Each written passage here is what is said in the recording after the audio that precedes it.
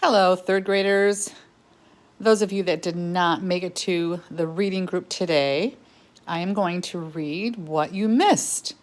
We read chapter 2 and then a little bit of chapter 3, the Boxcar Children.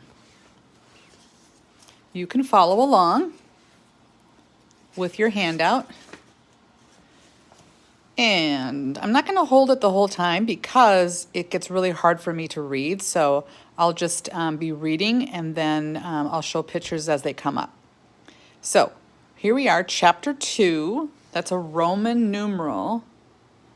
Those two capital I's, they're called Roman numerals. And that's just the way the author decided to label each chapter. So the title is Night is Turned into Day. Soon the children left the town and came to a road. The big yellow moon was out, and they could see the road very well. "We must walk fast," said Henry. "I hope the baker and his wife don't wake up and find us gone." So if you remember from chapter 1, there's 4 sisters and brothers, and Henry is the oldest. And then there's Jessie, who's a girl, and Violet, another girl, and then the little one is named Benny. And they were at a bakery and they spent the night, but they ran away because they overheard the baker and his wife talking, and they were going to send the little boy, Benny, to a children's home, and they did not want to be split up. So that's why they're escaping the bakery. They walked down the road as fast as they could. "How far can you carry Benny?" asked Violet. "Oh, I can carry him a long way," replied Henry. But Jessie said, "I think we could go faster if we woke him up now. We could take his hands and help him along." Henry stopped and put Benny down. "Come, Benny," he said, "you must wake up and walk now."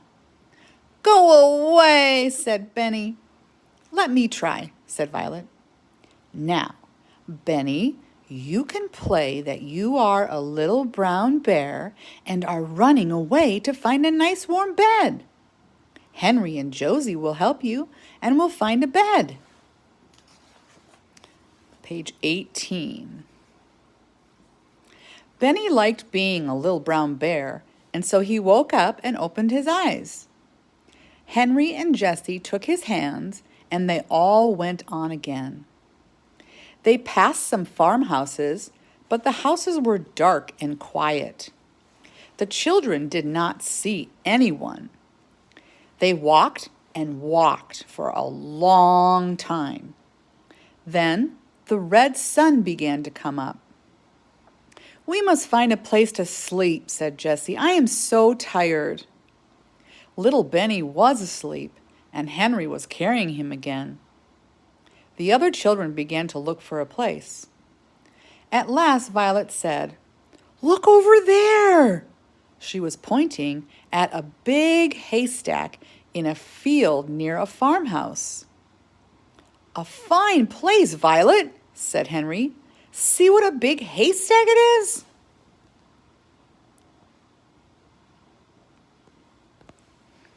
They ran across the field toward the farmhouse. They jumped over a brook, and then they came to the haystack. Henry was still carrying Benny. And if you don't know what a brook is, you can kind of figure it out that they had to jump over something. A brook is like a little stream, like a little body of water. Top of page 19.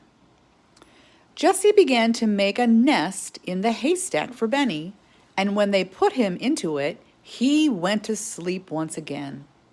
The other children also made nests. "Good night," said Henry, laughing. "It is good morning, I should think," replied Jessie. "We sleep in the day and we walk all night. When it is night again, we'll wake up and walk some more." The children were so tired that they went right to sleep. Remember, they had been walking all the time, and they were very, very tired. They slept all day, and it was night again when they woke up. Benny said at once, "Oh, Jessie, I'm hungry. I want something to eat. Oh, good old Benny, said Henry. We'll have supper. Jessie took out a loaf of bread and cut it into 4 pieces. It was soon gone. I want some water, begged Benny. Top of page 20. Not now, said Henry. We may have some water when it gets dark. There is a pump near the farmhouse. But if we leave the haystack now, someone will see us. When it was dark, the children came out of the haystack and went quietly toward the farmhouse, which was dark and still. Nearby was a pump, and Henry pumped water as quietly as he could. He did not even wake up the hens and chickens. I want a cup, said Benny. No, Benny, whispered Henry. You will have to put your mouth right in the water. You can play like you're a horse. This pleased Benny. Henry pumped, and at last Benny had all the water he wanted. The water was cold and sweet, and all the children drank. Then they ran across the field toward the road. If we hear anyone, said Josie, we must hide behind the bushes. Top of page 21. Just as she said this, the children heard a horse and cart coming up the road. Keep very still, Benny, whispered Henry. Don't say a word. The children got behind the bushes as fast as they could, for they did not have much time to hide. The horse came nearer and began to walk up the hill toward them. Then the children could hear a man talking. It was the baker. See the picture? So that's the horse and the carriage and the baker and his wife.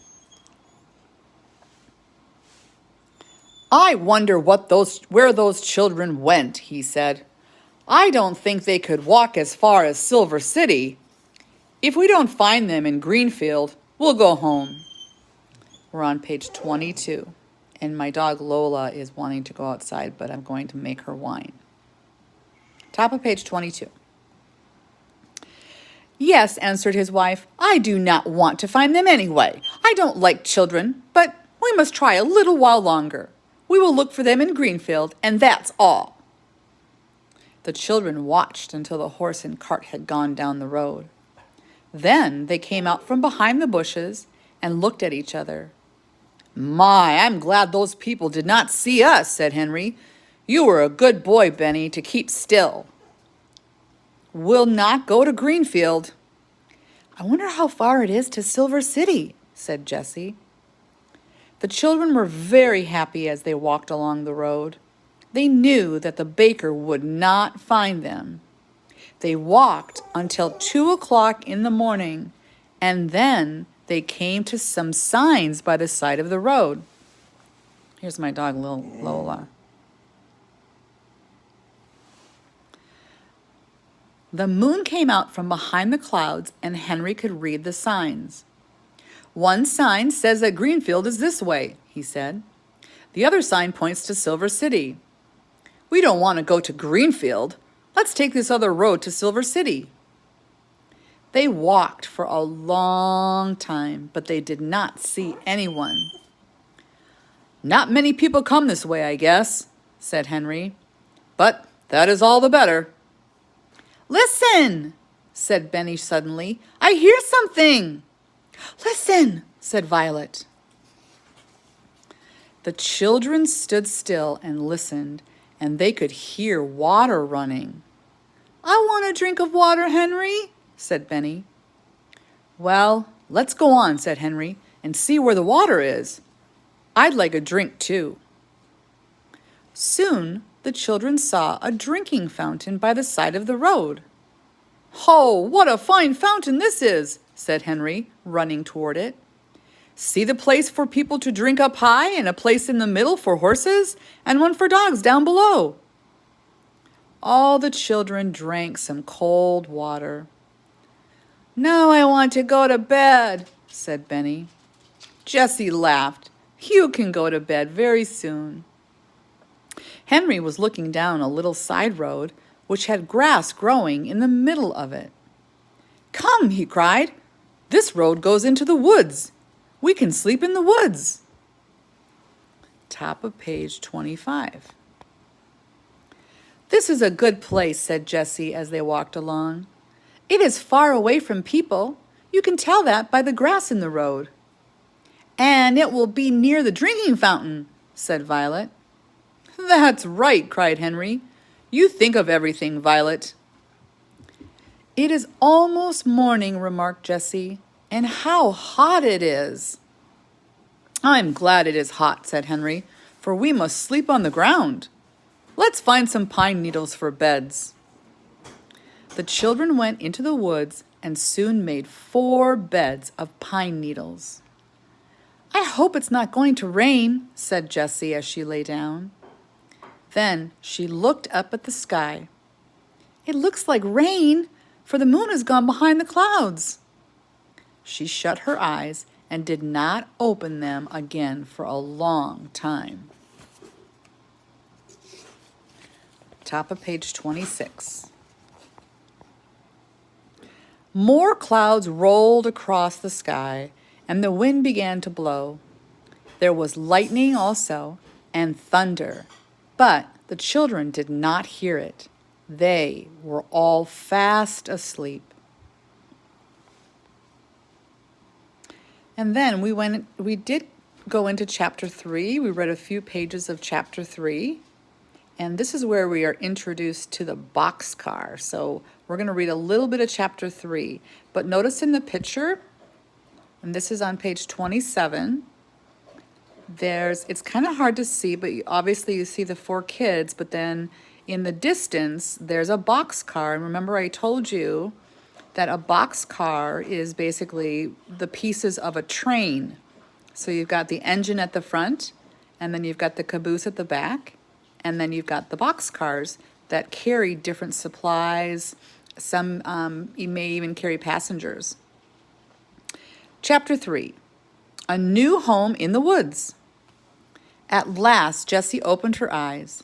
It was morning, but the sun was covered by clouds. She sat up and looked all around her, and then she looked at the sky. It seemed like night, for it was very dark.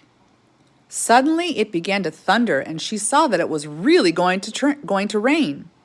"What shall we do? Where shall we go?" thought Jessie. The wind was blowing more and more clouds across the sky, and the lightning was very near. She walked a little way into the woods, looking for a place to go out of the rain. "Oh, where shall we go?" she thought again.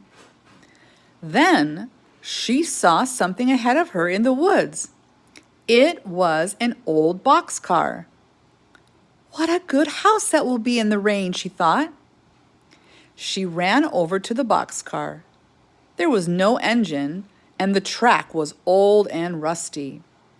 It was covered with grass and bushes because it had not been used for a long time. "It is a boxcar," Jessie said. "We can get into it and stay until it stops raining." She ran back as fast as she could to the other children. The sky was black and the wind was blowing very hard. "Hurry, hurry!" cried Jessie. "I have found a good place. Hurry as fast as you can." Henry took Benny's hand and they all ran through the woods after Jessie. "It's beginning to rain!" cried Henry. "We'll soon be there," Jessie shouted back. "It is not far. When we get there, you must help me open the door. It is heavy." The stump of a big tree stood under the door of the boxcar and was just right for a step. Jessie and Henry jumped up on the old dead stump and rolled back the heavy door of the car. Henry looked in. "There is nothing in here," he said. "Come, Benny, we'll help you up." Violet went in next, and last of all, Jessie and Henry climbed in. So that's where we left off, 3rd graders, at the top of page 30. So if you can join us tomorrow, you'll be all caught up. Hope you're having a good day.